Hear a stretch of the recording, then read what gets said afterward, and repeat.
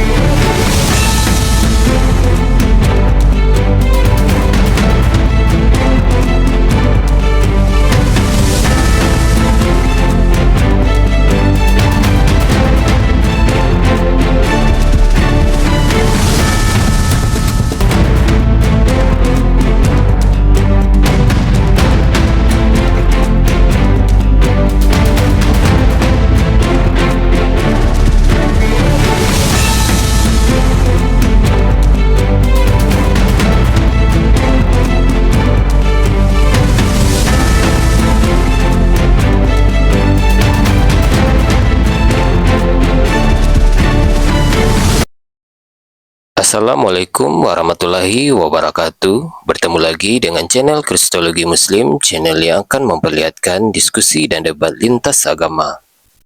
Pada kesempatan hari ini, semoga kita semua dalam keadaan sehat walafiat, selalu diberikan kesehatan, dan segala macam urusan dilapangkan, dipermudahkan, dan dilancarkan seperti apa yang diharapkan, dan juga diberikan segala kecukupan ekonomi, rezeki yang melimpah yang tidak pernah habisnya dari Allah Subhanahu wa Ta'ala.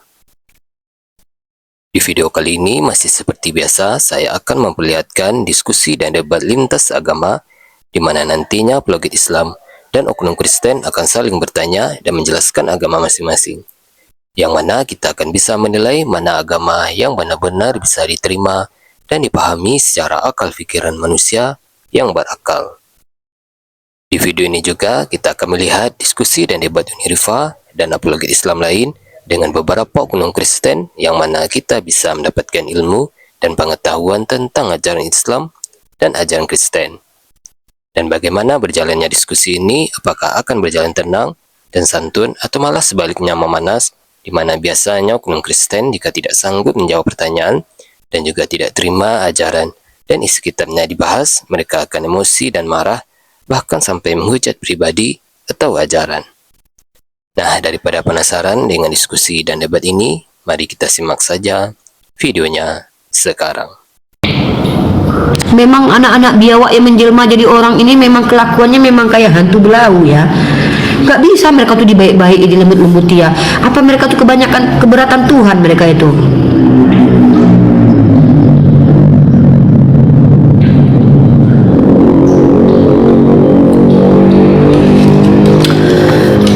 Teman-teman ya, maaf ya, kuota aku habis. Bentar, aku pakai wifi dulu. Memang hantu belau mereka itu loh. Ini cobalah, dibaptis itu artinya apa?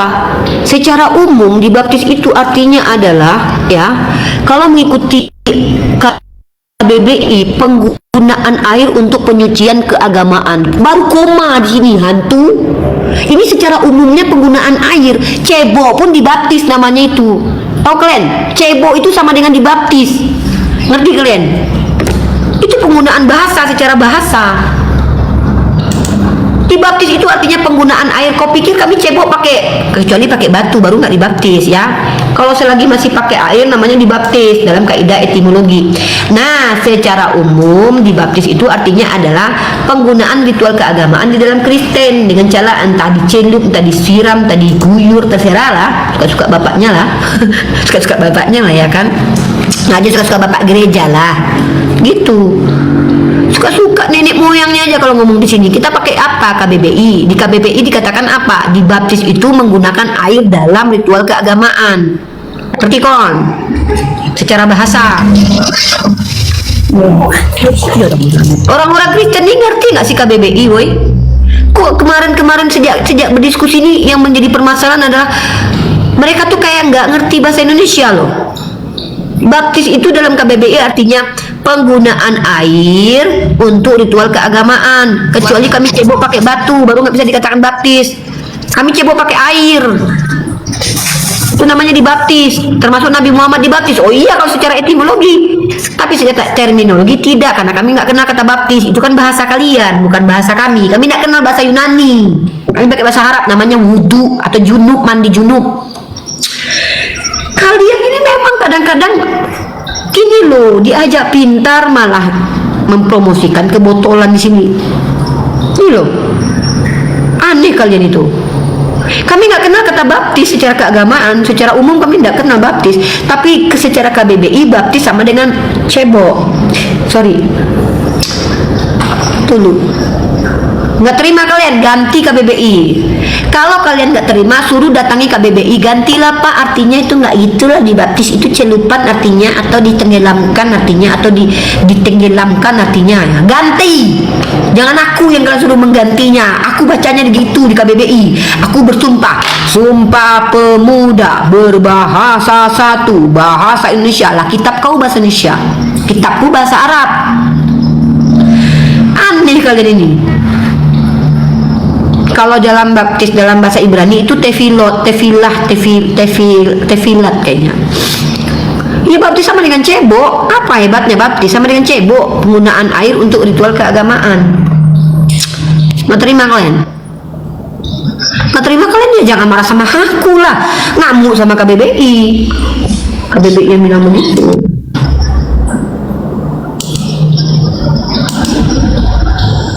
Halo.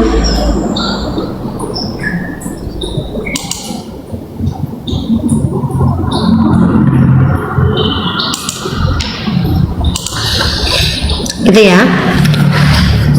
Apa pula yang dibangga-banggakan dari baptis? Di dalam Islam baptis itu setara dengan cebok kok. Kalau nggak terima kalian laporkan ke polisi lah, suruh robah KBBI itu. Jangan aku diajarkan mengikuti KBBI tiba-tiba diperintahkan pula untuk janganlah ikuti KBBI, merusak kerukunan umat beragama. Dada aja yang membuat definisi kalian. Pula yang kalian suruh untuk ini. Waduh capek-capek aku.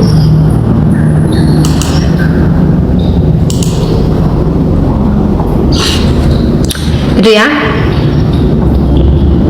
Dengar ya, dalam Islam baptis sama dengan cebok. Nggak ada ceritanya kalian bilang baptis itu bukan wudhu. Secara bahasa judulnya aja menggunakan air dalam ritual keagamaan. Kau pikir kecuali kami cebok pakai batu.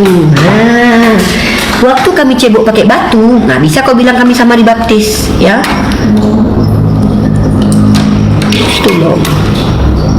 Iya, baptis sama dengan cebok dalam KBBI. Dalam KBBI loh.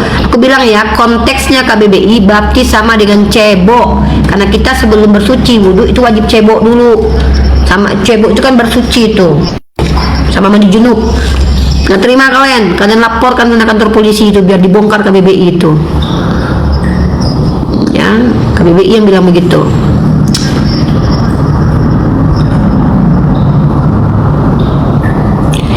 Betul, secara KBBI kita pakai KBBI aja, ngapain ribet-ribet hidup kita?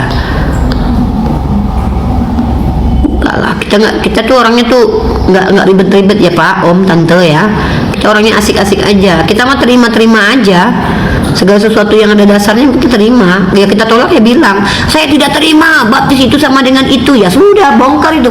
Tolong laporkan ke ini, ke forum-forum ilmiah. Tolonglah KBBI rubah artinya host tai. Kau pemakan tai, ngapain aku tai? Duh, anak-anak teos pemakan ini. Kau jangan gitu, makananmu jangan kau sebut-sebut deh. Ya, anak Tuhan, jangan kau sebut-sebutkan nama Tuhan, nama makananmu di sini. Halo.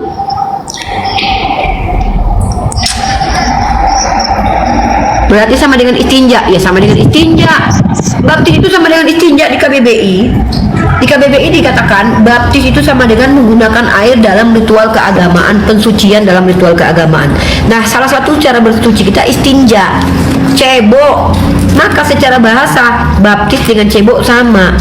Secara bahasa, secara terminologi tidak. Secara terminologi baptis itu adalah ritual keagamaan di Kristen. Nah, itu kita nggak kenal. Nggak ada ceritanya di Islam itu artinya baptis. Mana tahu kita baptis itu? Emang bahasa agama kita bahasa Yunani? Tidak. Bahasa agama kita bahasa Arab, Dek. Nggak ada kaitannya sama kita itu. Baptis itu nggak urus. Ya. Kok cebok? Iyalah aku cebok, aku kan Islam. Ya iyalah aku diperintahkan cebok. Kalian yang nggak pernah cebok.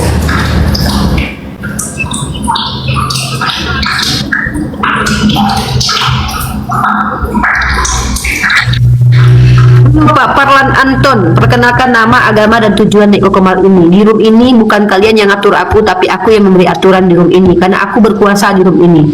Anak manusia berkuasa di Komal ini. Silakan. Dan apa yang aku lakukan, aturan-aturan yang berlaku tidak menunjukkan ketidakadilan, tapi justru keadilan ya. Bukti keadilan aku adalah orang awam di sini nggak adil kalau bicara banyak, tapi boleh menyampaikan apa yang mereka ingin tanyakan ke aku, belajar nggak apa-apa. Dan orang yang berilmu tidak adil kalau disuruh diam saja, harus menyampaikan ilmunya. Itulah keadilan di room ini ya. Room ini mengikuti aturan Quran dan hadis dan juga Undang-Undang Dasar 1945 ya.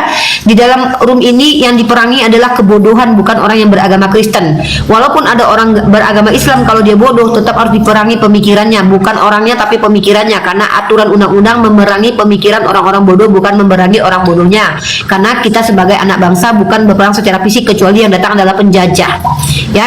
Jadi menurut pandangan saya ketika belajar kitab kalian, Yesus adalah Islam. Bagaimana pendapat kalian? A, sepakat. B, tidak sepakat. B, tidak sepakat. Maka tunjukkan alasan kenapa kalian sepakat, kenapa tidak sepakat. Ruang di sini berusaha untuk mengajak kalian berpikir jujur dan merenung apa yang kita pelajari sehari-hari tentang agama kita. Silakan kalian mau mengajukan mosi atau mengajukan pertanyaan kalau kalian memang ingin bertanya saja tanpa ingin menjelaskan.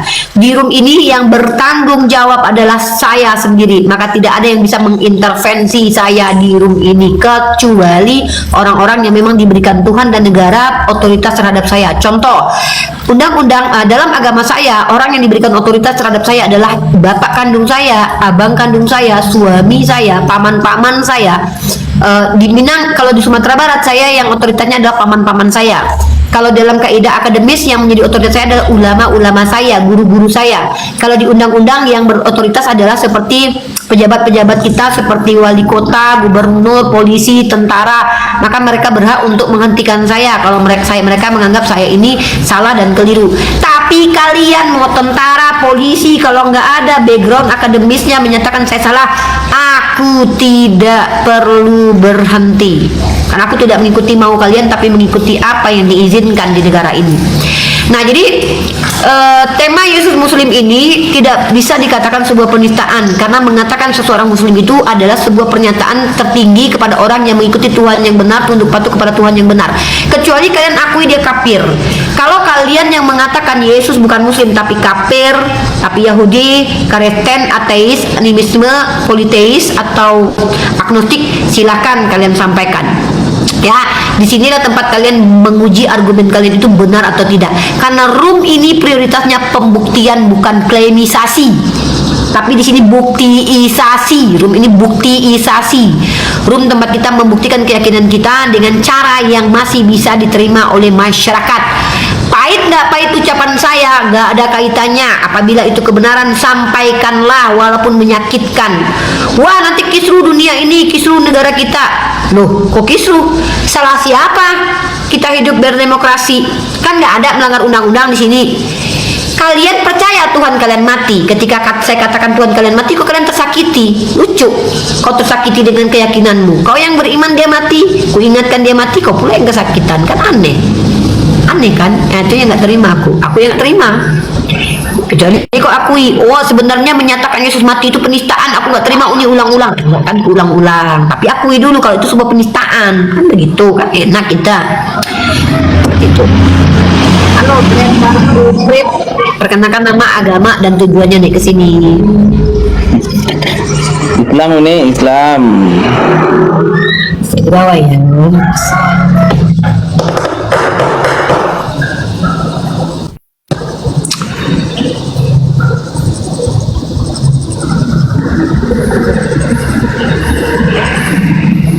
Secara bahasa di KBBI baptis sama dengan cebok. Itu kalian baca KBBI lah. Baptis adalah penggunaan air untuk ritual keagamaan. Maka baptis itu sama dengan cebok.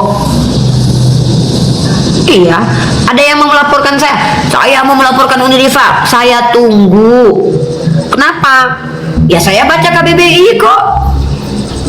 Saya baca KBBI. Kalau kalian mau mengatakan saya salah, ya kalian tuntut itu KBBI. Di situ dikatakan secara etimologi baptis sama dengan penggunaan air untuk keagamaan. Iya sudah, kecuali pas kami cebok pakai batu, baru nggak bisa dikatakan baptis. Halo Kak La.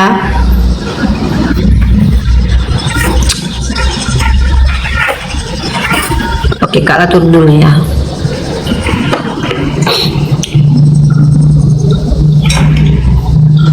Beta merepet aja Uni. Kau pikir aku pengen pargo ya di sini? Ini tempat aku merepet memang, karena banyak yang ku repeti. Anak-anak teos di sini merusak peradaban, harus direpetin. Kalian pikir kalian dibaik-baikin? Nggak bisa. Nggak bisa kalian tuh kayak lemah lembut ngomongnya. Aku bukan mendidik anak-anak lagi, kognitifnya lagi dalam masa perbaikan, bukan dari dalam masa perkembangan. Aku lagi menghadapi orang yang udah rusak gitu loh. Nggak beda metode mengajar kepada orang kafir, penyerang, penista, perusak peradaban dengan metode mendidik kepada anak-anak didik yang harus kita lemah lembutkan tuh beda. Yang kuhadapi itu adalah perusak peradaban kayak ini nih merusak peradaban ini. Coba kalian tanya sama dia, apakah Tuhan itu sama dengan apakah Tuhan itu kekal? Nanti kata dia iya Tuhan kekal tapi mati. Yang ini nih.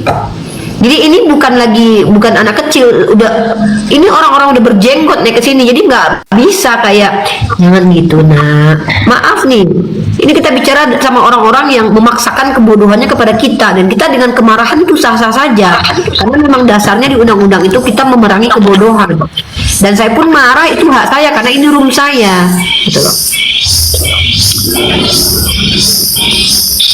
Ya, kau di sini sudah aku bilang berkali-kali ya, kau di sini diberikan hak untuk bertanya saja. Maka kau cuma boleh bertanya, bukan untuk menjelaskan apapun karena kau bukan orang yang punya kapasitas.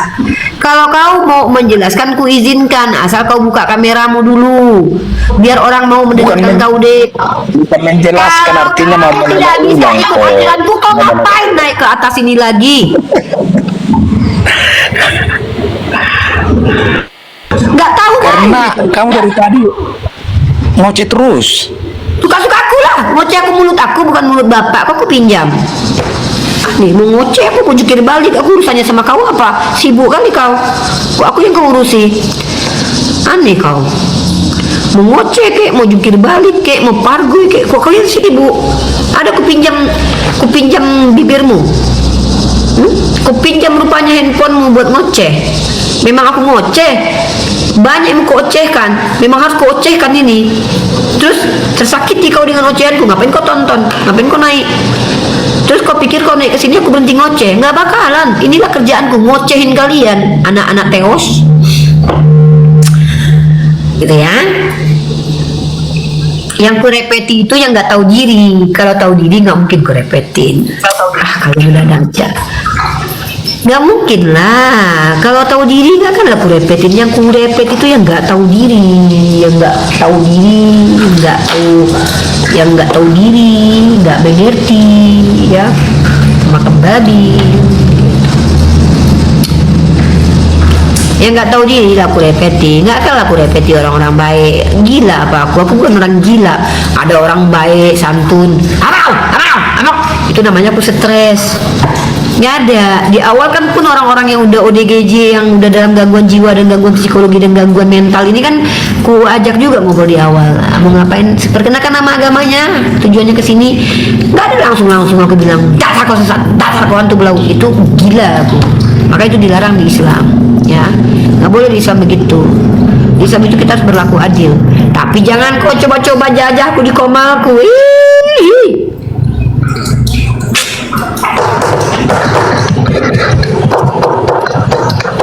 Halo kakak Ani Yusuf, perkenalkan nama agama dan juga tujuannya di room ini.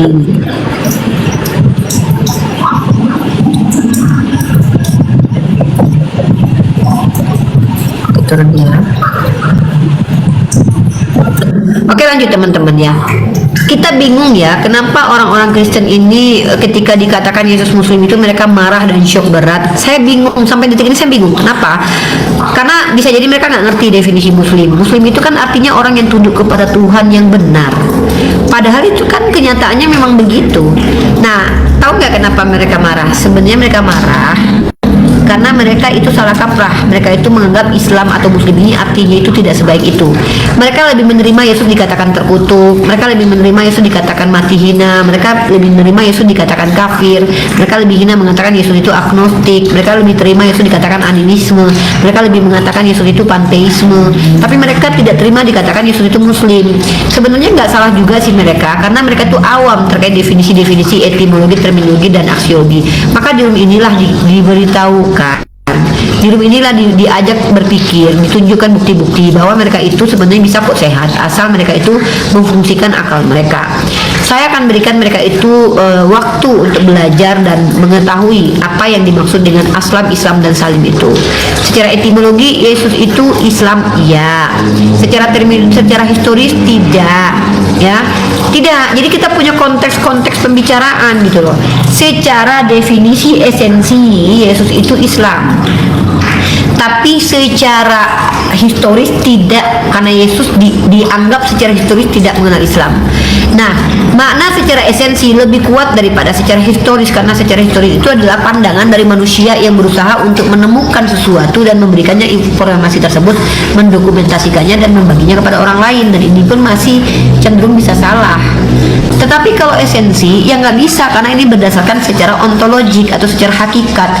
Secara hakikat Yesus itu adalah orang yang patuh kepada Tuhan, betul. Maka secara esensi arti Islam adalah orang yang tunduk patuh kepada Tuhan yang benar. Nah itu gimana mau ngebantahnya coba? Gimana membantah itu? Memang pada faktanya dia tunduk patuh kepada Tuhan yang benar, kecuali dibongkar semua itu ayat-ayat begitu, hilangkan itu. Baru, oh tidak, dia tidak patuh kepada Tuhan yang benar karena dia adalah Tuhan itu sendiri. Wah, Nandar, live-nya dibatasin loh. Ayo, Nandar, live lu dibatasin. Iya, makanya ini penontonnya turun. Tadinya 1000 jadi turun jadi ini kena batasan. Teruskan.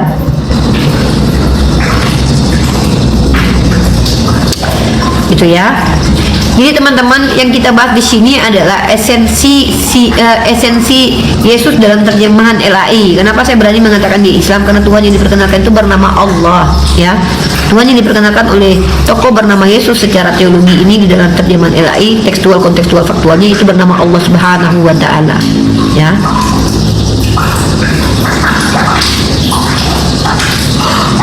Aduh ya Allah.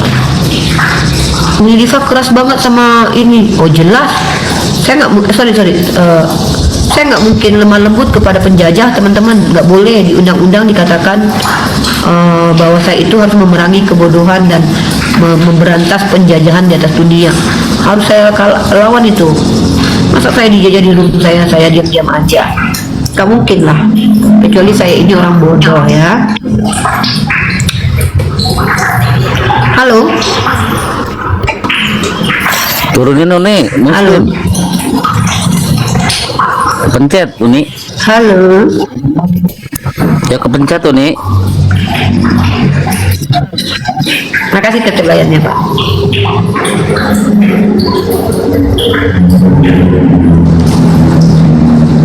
Ku kenal Veronica ku suka yang omstro. Artinya apa omstro itu guys? Udah ya guys, kayaknya saya harus kerja dulu ya. Saya kerja dulu untuk menghidupi diri sendiri, menghidupi anak dan diri sendiri. Saya harus bekerja ya, sampai nanti saya dinafkahi sama entah siapa ya. Waduh, lagi-lagi Son of God host bokep. Iya, memang aku tahu kau sering nonton bokep, tapi nggak usah kau promosikan lah.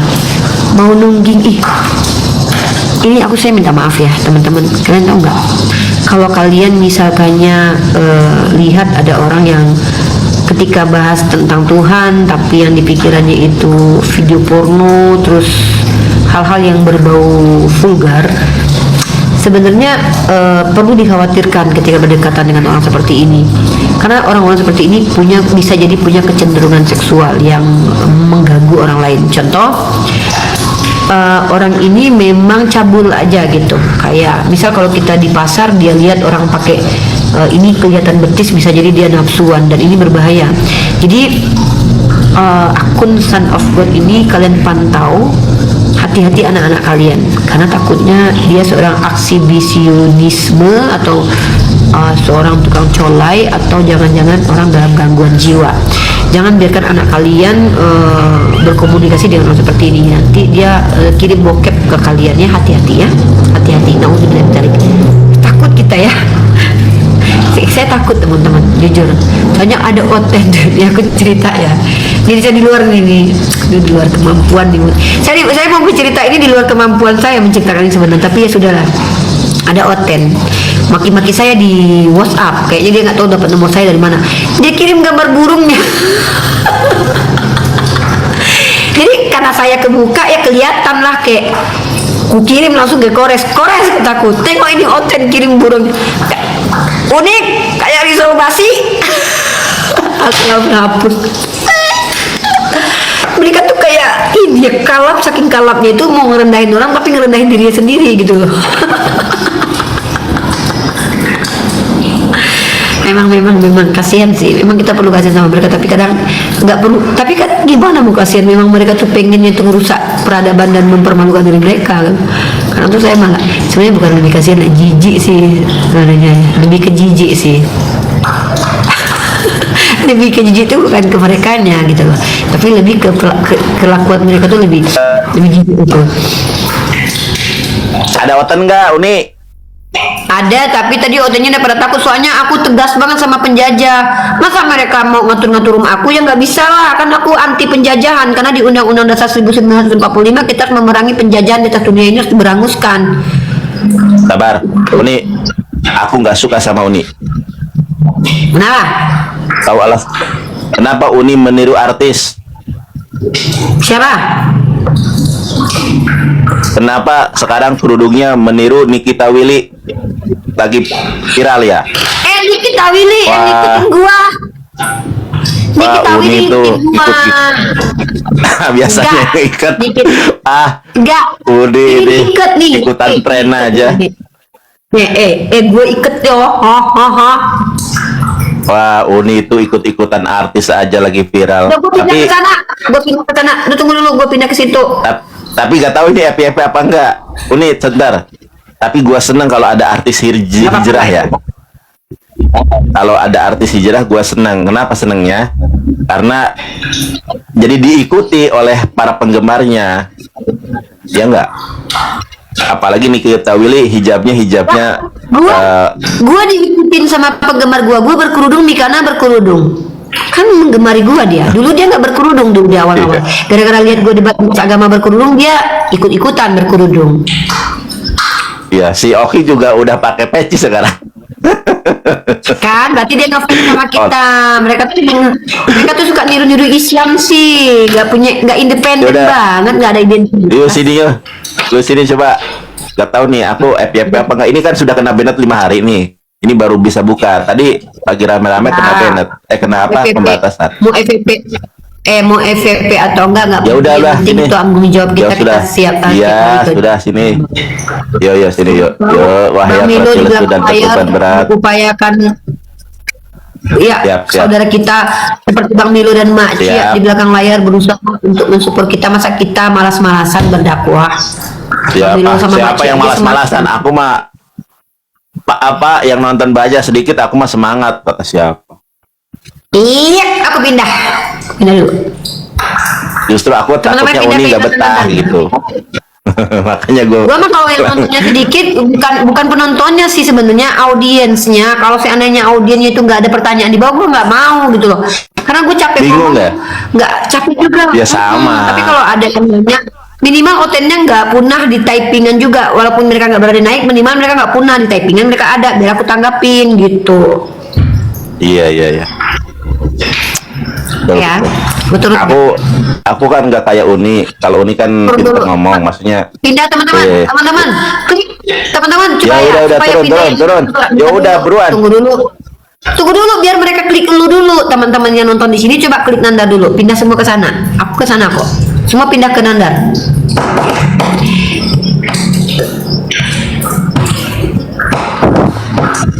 Kliknya Nandar aja, pindah guys, oke ya, aku pindah ke Nandar ya, kita pindah. Son of God, pindah ke Nandar, Son of God. Anak Teos pindah dong ke tempat Nandar. Anak Teos, penonton bokep pindah ke sebelah ya. Penonton bokep pindah ke sebelah ya.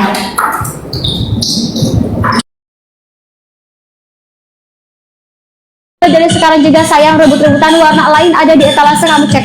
Warna lain ada di etalase, kamu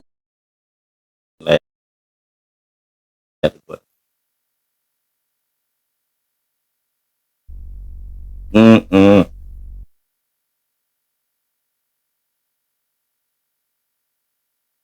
Hmm. Hmm.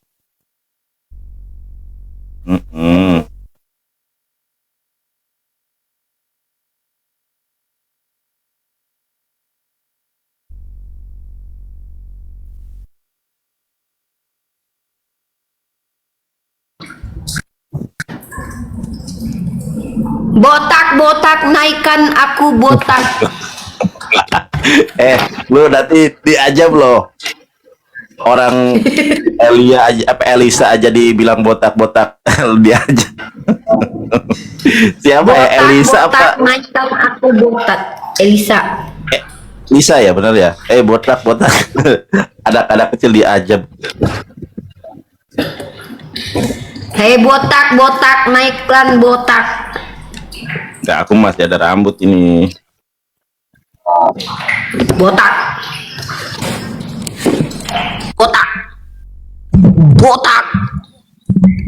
Nandar botak, Nagila botak, datang serigala dimakan, mati.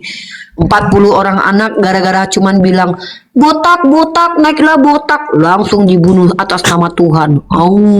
Mati. Ngeri. Mati. Ngeri, ya? Ngeri, mati. Ngeri, takut, parah. Ngeri, takut, parah. Ngeri, takut, parah. Takut ih. Ya.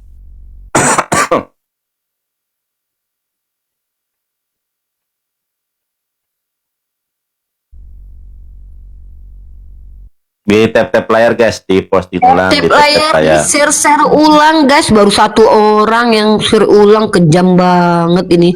Bang Makassar, di share ulang. Tap Lu yang- layar bos. Hari yang posting ini kita ulang itu bukan hanya lu. sekedar diskusi lintas agama, diskusi dengan cara yang asik, menarik bersama Bunda Gembala. Diskusi bersama Bunda Gembala bukan hanya mendapatkan ilmu pengetahuan, juga mendapatkan hiburan dan menyaksikan bagaimana Bunda Gembala memberangus yang namanya perusak peradaban dan hama-hama peradaban yang mencoba merusak KBBI, matematika, dan Suaramu apapun yang berbau ilmu bergema loh. dirusak. Hah? Bergema suaramu kayak lagi di ruangan Kayak itu. eko emang sengaja. Walah, ya wes. Tidak bisa Ada. diposting ulang. Bisa, buktinya udah 10 orang yang posting ulang. Silakan diposting ulang, posting ulang. Teman-teman, kali ini bersama Bunda Gembala dan Evangelis. Yonatan Nandar akan mencoba mencerdaskan anak bangsa dalam ranah teologi, kristologi, dan islamologi dengan memberikan fakta-fakta yang nyata apa yang tertulis di dalam kitab suci masing-masing secara tekstual, kontekstual, dan pembuktian secara faktual, baik empiris dan juga rasional. Kali ini kita kedatangan tamu bernama Salesius, anak Dewa Yesus. Kita sapa-sapa. Selamat. Semangat Bunda. Semangat Bunda. Sampai batuk-batuk. Itu aku. Minum dulu Bersama Bunda minum dulu, Genggala, kita bukan hanya teredukasi secara teologi, kristologi, dan islamologi, Ya. tapi juga mendapatkan Minum wawasan. dulu Bunda, minum biar gak batuk. Keselak sana. Iya, minum dulu ya bentar ya. Bismillahirrahmanirrahim. Gitu loh, santai Bunda. Setelah itu baru jadi Aku mah gembala santai. gitu. Aku mah santai Bang Sales. Ya, santai. Bang Sales apa kabar?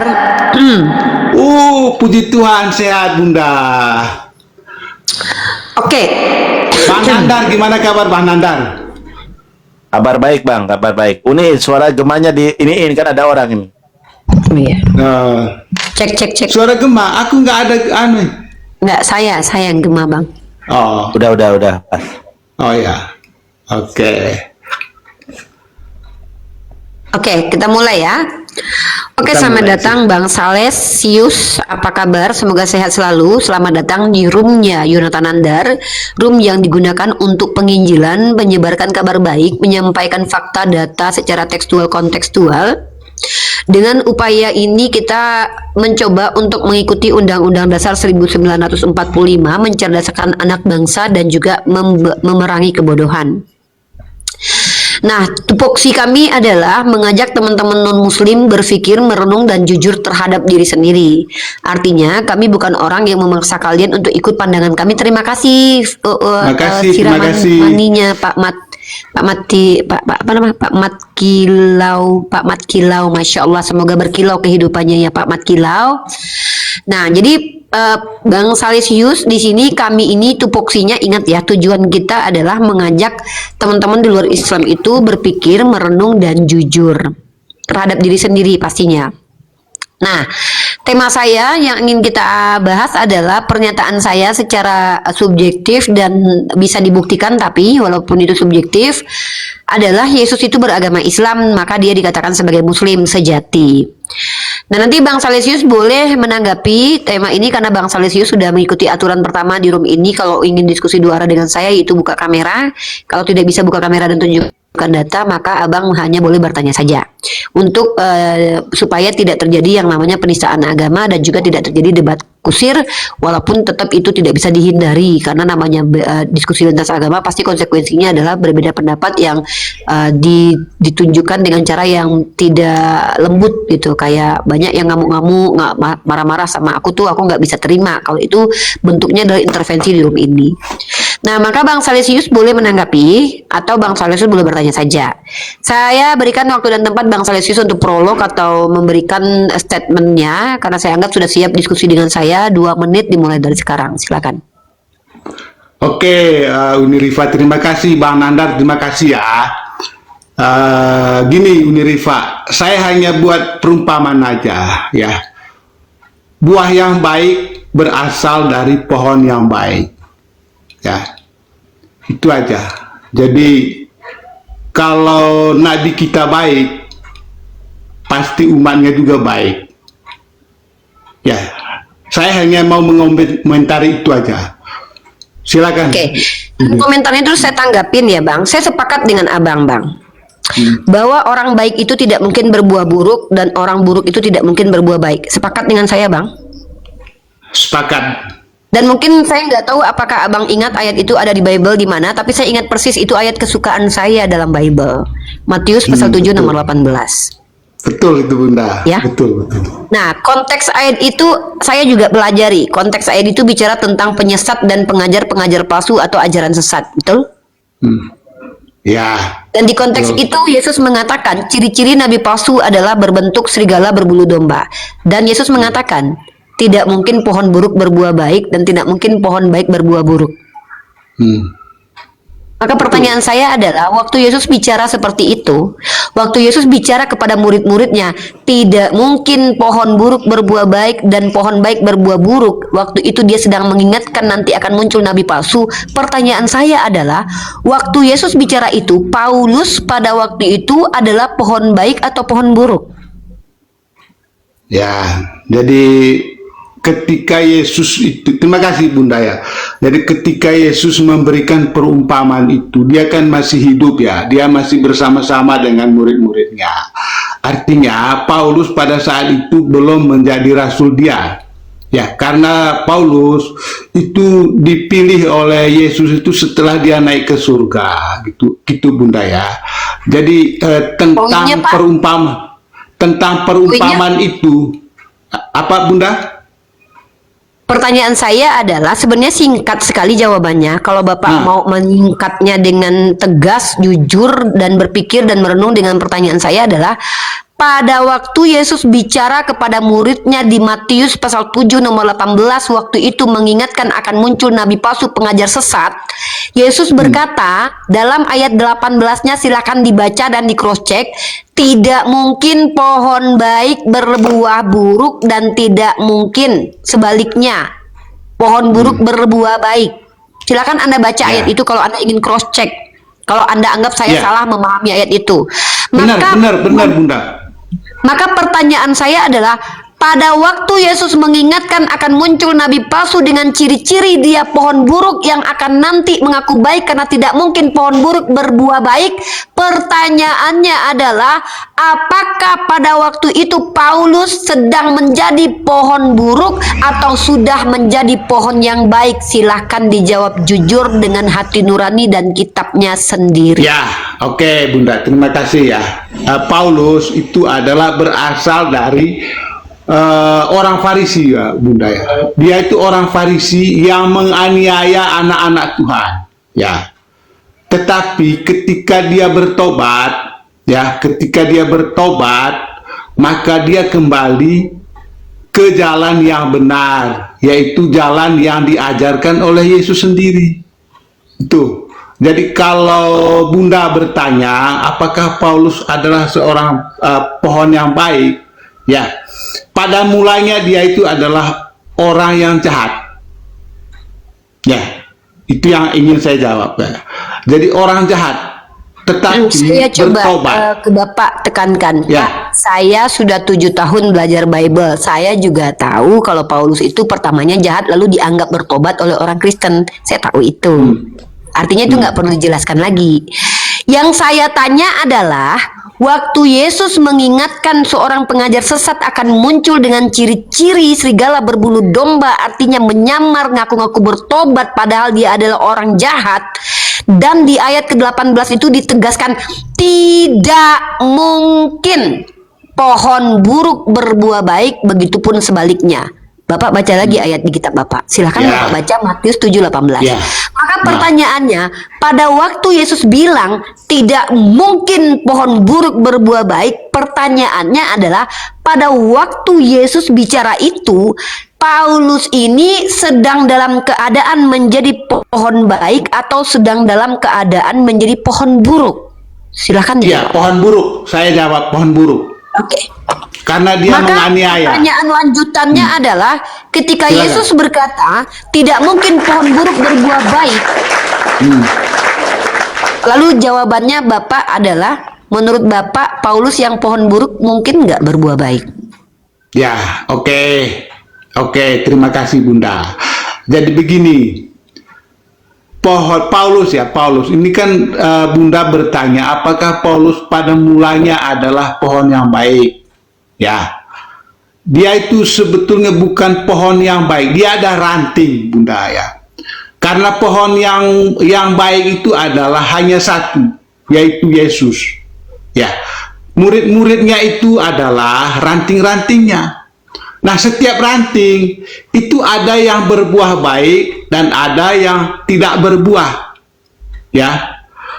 Contoh, saya ambil contoh Yudas yang mengkhianati Yesus. Itu adalah murid Yesus. Tetapi dia mengkhianati Yesus. itulah contoh ranting yang tidak berbuah. Oleh sebab itu, karena dia tidak berbuah, maka dia dicampakkan, dikeringkan, ya, dikeringkan, dipotong, dicampakkan dan masuk, dibakar ke dalam api. Itulah Yudas, ya, Yudas. Sedangkan yang aneh, ya, yang perlu menjadi panutan bagi orang-orang Kristen seluruh dunia sekarang, mungkin dulu Mas Nandar juga pernah, ya. Jadi Paulus ini dia adalah orang yang jahat, menganiaya anak-anak Tuhan, dan dia sudah mengaku itu. Tetapi dia bertobat dan kembali ke jalan yang benar.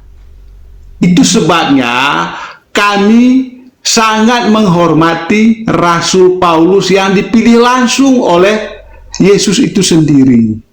Ya, kalaupun dia itu orang terbuang pada waktu Yesus mengajar, ya, mengajarkan berita Injil, ya, itu dia menolak memang.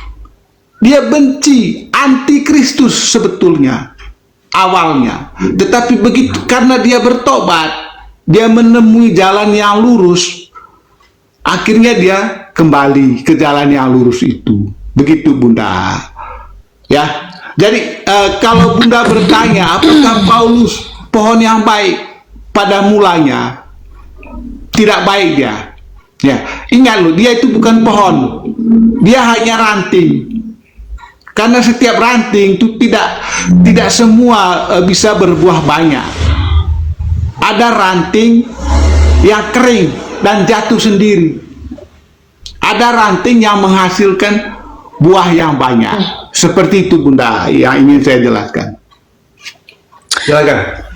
Sebelum saya menanggapi Anda, mungkin saya memberikan pandangan terkait diskusi. Sekarang saya berubah menjadi pengamat diskusi, teman-teman, ya. Mungkin nggak ada kaitannya dengan Bapak dulu, ya. Tidak ada kaitan dengan Kristen, tapi ini kaitannya dengan pandangan saya terhadap diskusi. Teman-teman, sekarang saya mulai paham kenapa diskusi lintas agama itu terkadang memakan waktu 5 jam, 4 jam, 7 jam, bahkan bertahun-tahun. Sekarang saya sudah mulai tahu.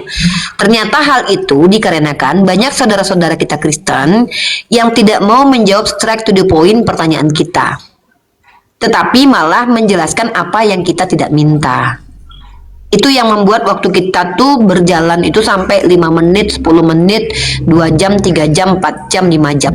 Sebenarnya kalau kita bisa diskusi straight to the point, dapat poinnya, sampai kepada titik yang ditanyakan, yang dijawab, maka mungkin diskusi 5 jam itu bisa dipangkas cuma 5 menit saja. Sebenarnya bisa. Contoh, saya tanya begini teman-teman. Pak, apakah Paulus waktu Yesus bicara di Matius 7:18 itu adalah pohon baik atau pohon buruk? Dikatakan pohon buruk. Tapi kemudian akan berdebat kusir kalau pohon tadi dikatakan ranting. Berubah jadi ranting. Kenapa? Karena kalau Bapak Salesius mengakui bahwa Paulus itu adalah pohon buruk, kemudian mengaku-ngaku sebagai orang bertobat, saya paham Bapak tidak bisa menyelamatkan doktrin bahwa Paulus adalah orang pilihan Tuhan karena bertentangan dengan Matius 1:78, Matius pasal 7 nomor 18. Sebenarnya yang saya tanyakan tadi itu adalah apakah si Paulus ini termasuk pohon atau ranting? Bukan. Saya nggak nanya itu. Karena di dalam agama Bapak tanpa perlu Bapak ajarkan, saya tahu perumpamaan orang-orang itu juga pohon dalam pandangan Yesus. Makanya ada istilah pohon yang baik tidak mungkin berbuah buruk. Jadi bukan hanya Yesus. Bapak bilang tadi Yesus itulah yang pohon, yang lain tidak loh. Yesus saja bilang tidak mungkin pohon baik berbuah baik. Dia memberikan umpama kepada penyesat dan nabi-nabi palsu. Tiba-tiba jadi ranting. Padahal ayatnya tentang pohon. Kenapa jadi diskusinya panjang? Berjam-jam tapi nggak ada poin yang bisa kita dapat. Ya karena Pak Salesius tidak menjawab pertanyaan saya secara poin yang penting yang perlu saya tahu, tapi menjelaskan apa yang saya nggak minta untuk dijelaskan. Saya kan nggak minta Paulus dalam pandangan Anda itu diterima atau tidak. Saya tahu kalian menganggap dia orang yang diutus Yesus. Yang saya tanya itu gini Pak, apakah menurut Yesus pohon buruk bisa berbuah baik? Kalau Bapak jujur, tentu Bapak tahu jawabannya tidak mungkin. Karena memang Yesus berkata, tidak mungkin pohon buruk berbuah baik. Itu dalilnya Matius 7 nomor 18. Saya nggak perlu sebenarnya Bapak baca ulang ayat itu karena saya hafal ayat itu. Nah, Ya, kan tadi tapi sudah saya jawab, bertanya Bunda. ke Bapak adalah, menurut Bapak pohon buruk bisa nggak berbuah baik untuk pengajar atau rasul atau utusan Tuhan? Karena konteks ayat itu bicara tentang bukan orang bertobat, tapi penyesat pengajar nabi palsu. Oke. Maka saya bertanya Oke. nih, mungkinkah Tuhan memilih seorang nabi dan utusan dari orang yang asalnya biadab, bangsat? Ya, oke Bunda ya.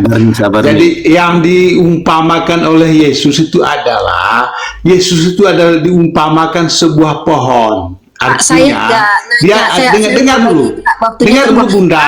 Kalau Saya kalau nggak Bunda nanya. mau Enggak, saya nggak nanya kalau itu. Bunda mau ingin menjelaskan apa yang saya Saya sampaikan. nggak nanya apakah yang dimaknai, bagaimanakah cara memaknai ayat Matius 7:18, bukan itu yang saya tanya. Yang saya tanya, Pohon menurut yang Yesus baik itu tidak maksudnya mungkin Yesus pohon itu. baik berbuah buruk. Menurut Bapak, pohon buruk bisa berbuah baik nggak? Itu aja, sesimpel itu. Silakan. Begini Bunda, pohon yang disampaikan oleh Yesus itu adalah pohon tentang dirinya. Makanya saya bilang tadi, Oke, yang berarti Yesus menjadi sedang mengatakan pohon, bahwa yang dia menjadi nabi palsu. pohon di situ Berarti Yesus bilang dia adalah. nabi palsu. Dengar dulu Bunda, kalau mau berdiskusi dengan baik, saling mendengar Pak, gitu loh. ya, tapi pakai data kan Ya. saya sudah berikan Enggak, tadi saya syaratnya. nggak mau Kalau Anda diskusi apa di itu ya. sini, buka data, Yang tunjukkan dimaksud bahwa dalam Matius 7:18 Alkitab itu merujuk kepada pohon Yesus. yang baik itu adalah Yesus itu sendiri. Siapa ranting-rantingnya adalah murid-muridnya. Yaudah, Adalah baca Matius pengikut-pengikutnya. 7:18. Itulah Silakan ranting-rantingnya. Silakan Begitu. dibaca Matius Dan 7:18. pokok anggur itu Silakan adalah dibaca Yesus itu. Matius 7:18. Bacakan Oke, ayatnya, saya bukan bentar. Maaf, ini sudah masuk ke dalam ranah membodohi Pokok saya dan anggur saya ya, tidak karena terima. aku Tolong tadi yang dibacakan mengangkat ayatnya dan pokok tunjukkan secara anggur, konteks Yesus itu merujuk Bapak. kepada Yesus. Matius 7:18 itu sambungan dari Matius 7:15, bicara tentang nabi palsu Yesus dan penyesat. pokok Perikopnya nabi palsu, pengajaran sesat. Kok bisa berubah jadi Yesus? Dengar dulu Bunda. Bunda baca di Yohanes 15 ayat 1 sampai 8. Saya lagi bahas Matius pasal 7 nomor 15, bukan Enggak, ini kitab tentang pokok Yohanes. anggur Bunda. Ini tentang pokok anggur Bunda. Tentang Saya pohon. lagi bertanya Tentang Matius pohon yang 7:15, baik, Bunda. bukan kitab Yohanes. Tentang pohon yang baik. Jadi pohon yang baik itu adalah Yesus itu sendiri, bukan siapa-siapa. Murid-muridnya itu adalah ranting-rantingnya, termasuk pengikut-pengikutnya. Itu pohon yang baik di dalam Alkitab itu merujuk pada Yesus itu sendiri. Enggak nanya, Pak. Ya kalau Nggak nggak nanya. nanya ya sudah, kalau kamu Ya nggak mau turun. terima jawabannya ya sudah. Ya di bawah lah, Bapak. Nggak apa-apa, saya Di bawah aja ya. Naik Pak Budi Asali, luruskan ini yang ngawur-ngawur ini Pak Budi Asali. Ini jemaat-jemaat Bapak ngomong ngawur ini Pak, bingung saya nih. Masa pohon yang baik tadi dikatakan Yesus, pohon buruk itu dikatakan Yesus. Pak Budi Asali gimana ini orang-orang Kristen ini Pak? Capek saya sama mereka loh Pak, mending sama-sama. Dengar Pak, Pak Budi, saya pernah ngomong gini Pak, saya pernah ngomong sama netizen saya, Kristen awam, maaf ya, kalau saya mau tahu kekristenan itu secara mendalam, komprehensif dan akademis, saya punya nomor handphone Pak Budi Asali loh. Saya bisa belajar sama Pak Pendeta Budi Asali karena dia secara akademis sudah belajar dan dia seorang pendeta. Saya nggak perlu pendapat kalian yang awam ini. Tapi jemaat-jemaat Pak Budi nekat yang nyata naik ke sini, bukan pendeta tapi mempelintir kitabnya.